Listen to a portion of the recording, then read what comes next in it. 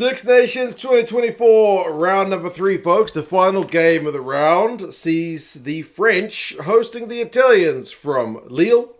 We're going to go through some squads, some stats, predictions, and you guys can listen to your thoughts. But both these sides, I think, will be looking to up their game.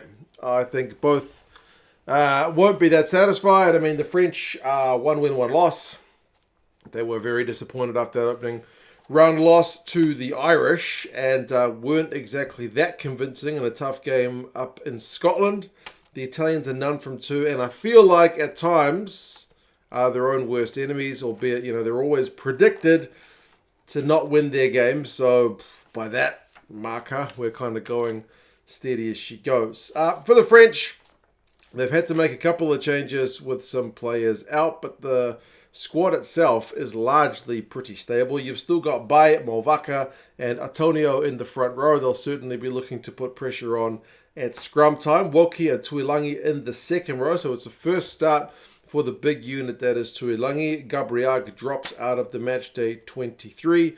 Boudehent, Ollivon, and Cros are the back row, so there's an injury to Aldrit, which means Cros has to basically take his spot at number 8. Cros is more of a flanker and more of like a tackling machine player than that kind of indomitable ball carrier that we get from Aldrit. But to be fair, Cros's attacking numbers this Six Nations have been better than some of his kind of previous years. He still is France's top tackler and the second top tackler in the Six Nations. Like, that's still his primary attribute, but I feel like he can still do a job at number 8. Ollivon captains the side at 7 and Boudehent off the bench to do his thing at number 6. Lucu and Jalibert 9-10. A lot of talk about that kind of number 9 position in the absence of Antoine Dupont. Some people suggesting that Galtier, without Dupont in his side, is not able to get the same out of this French side, but I still feel like France have a load of good 9s. I know Dupont is something different, but Lucu is a good player. Aldegheri is a good player. They've got other 9s who don't even make the squad, so I don't feel like it's as simple as no Dupont, no joy for the French side, but we'll see if they're able to kind of finally click. Some people also suggesting maybe it's just a bit of Rugby World Cup hangover from last year. Either way, I think it's safe to say the French side is performing below expectations. Jalibert at number 10 has been dangerous. He's their top guy for busting tackles, but he's also dropped a fair bit of ball. So would like to have a bit more consistency about his game. Danty and Fickou continue on in the midfield. Bielle-Biarrey and Penaud the wings, and Ramos there at fullback. Bielle-Biarrey, I think, has been just quietly pretty impressive in 2 kind of not that impressive French performances. Came off the bench in the first game, started the second, I think, rightly. So, if there is a good news story of the French campaign thus far, I think it's been that young man. For the replacements, Marchand, Taofifenua, and Aldegheri, that's the same as last week. Taofifenua, that's Roman. The lock gets his first start of first game of the campaign from the bench after missing out early. Romat is there in the number 20 jersey, and it's a potential debut for Esteban Abadi, the flanker, in the number 21 jersey. So there's just the 2 backs on the bench in Legarec and Moefana. Moefana's versatility in being able to cover many positions in their back line means, they can go with that kind of 6-2 split. For the Italians, they've had to make more changes. Their injury list is a bit longer. Tommaso Allen's taken a break. Sebastien N, the flanker, he is injured. Lorenzo Canone, another one of the back rowers, is injured. Ciccarelli is injured. Yakazi is injured. So, yes, the Italians have had some injury woes, unfortunately, but it's a good test of their depth. Fischetti, Nicotera, and Zeloki are the front row, so Fischetti keeps his spot, but Nicotera and Zeloki are up from the bench. On the bench, they've got Lucchese, Spagnolo, and Ferrari, so Ferrari's getting his first game, I think, of the Six Nations this year. Lucchese dropping to the bench. I'm not sure if they've spoken about that just being a bit of rotation or potentially a form thing, because Lucchese certainly last year was the out-and-out favourite, and it was no surprise that he was back fit to get the starting job back, but maybe Nicotera's putting that bit of extra pressure on him. Nicola Canoni and Federico Ruzza continue on to the second row. Favoretto, Lamaro, and Vincent are the back row. So Vincent gets his first start, I think just his second cap for the Italians. Lamaro is the only bit of continuity there in the back row with the other injuries. But he's also captain, and he's also the Six Nations top tackler by quite some way with 37. So he's going to have to keep leading from the front. 9 and 10 is Page-Relo and Garbisi this week. So Garbisi is at 10, which is a bit of consistency, but they've been swapping the 9s around a little bit. So Page-Relo up from the bench and Varney drops to the bench. A lot of ball going through Garbisi at that 10 channel, though. He's had more carries than anybody thus far in that Italian team in the 2 games. So, yeah, they are expecting him to, to run when it's on. And remember, the Italians aren't having that much ball. So, yeah, that's, I guess, limiting the amount of kicks. But he's still putting in a fair kicks as well. Mori and Brex is the midfield. So, Mori is up from the bench, which sees Tommaso Menoncello switch from 12 to the 14 jersey. And Monty Ioane on the other wing. Capuozzo continues on fullback. Remember, with Tommaso Allen taking that break, as I mentioned. Monty Ioane has the most defenders beaten, I think, first equal in the Six Nations with 9, which is a great attribute to bring to the game, but he's thrown a couple of really loose passes and dropped a few balls, so he's a genuine kind of mixed bag. He can be X Factor and he can be terrible.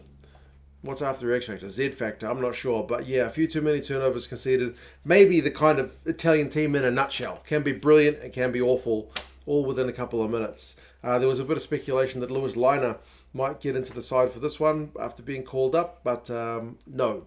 His name is not in the 23. The other bench players, you've got Matteo Canali, who is going to get his debut if he comes off the bench. 25-year-old lock from Zebre. Zambonin is also there. Zuliani drops to the bench, which means just the spots for Vani and Marin as the 2 kind of back replacements. So Marin can certainly cover 10. He can cover 12. I think he can probably cover fullback as well. But then you've got Capuozzo and, Garbisi also pretty flexible. So they're in Menoncello too. So, yeah, they've got some versatile players in that Italian back line. Stats-wise for these 2 teams, are the French underperforming? I think yes. And I mean, if we're just looking at year-on-year stats, France have had 8 clean breaks from their first 2 games. For context, last year against Ireland and Scotland, the 2 games which they've played this far, they had 13. So not quite less than half, but not that far away from half. They have had 37 defenders beaten, which is a pretty nice attacking stat. But last year from the same 2 games, it was 60.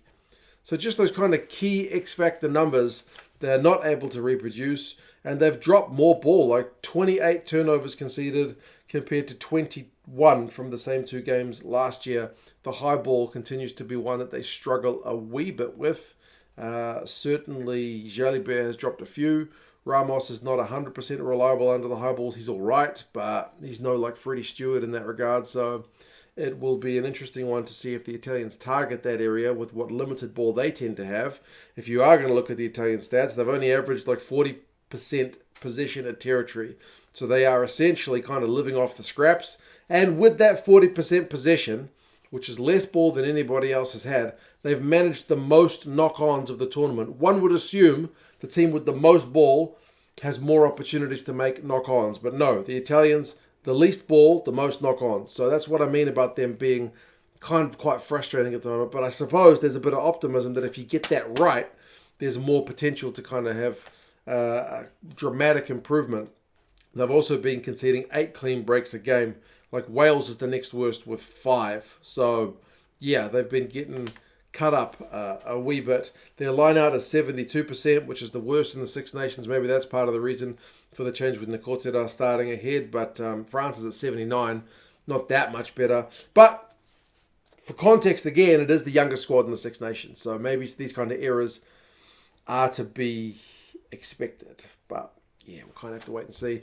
Recent history between the sides is all France. Last 5 games all go France's way. It's 2013, so more than a decade ago since the Italians have managed to beat the French, and that was in Rome rather than France. So yeah, the recent results, man, 60-7 at the World Cup. You got a 37-10, you got a 50-10, you got a 36-5. The only kind of optimistic one was last year's first game of the Six Nations, which was 29-24, and the Italians genuinely could have won that one. But otherwise, like the average score is 42-11. Tends to be pretty lopsided between these sides. The bookies are seeing it that way as well. They've got the French by 26 points. The Rugby Forecast algorithm takes it a step further by saying 29. It is on at Lille. It's a Sunday game. It's a 3 p.m. 3 p.m. kickoff. I think might be GMT. I think it might be 4 p.m. local time in France. Double check that with your own providers to make sure you don't miss the game. Christophe Ridley is the ref for this one, the Englishman. But yeah, you guys let us know your thoughts on the game. Do you see the Italians finally able to keep the ball in hand without kind of knocking it on? Do you see this as the game where the French really click and get back to that team we are more familiar to seeing last year? You guys let us know your thoughts, and I'll talk to you guys again soon. See you later.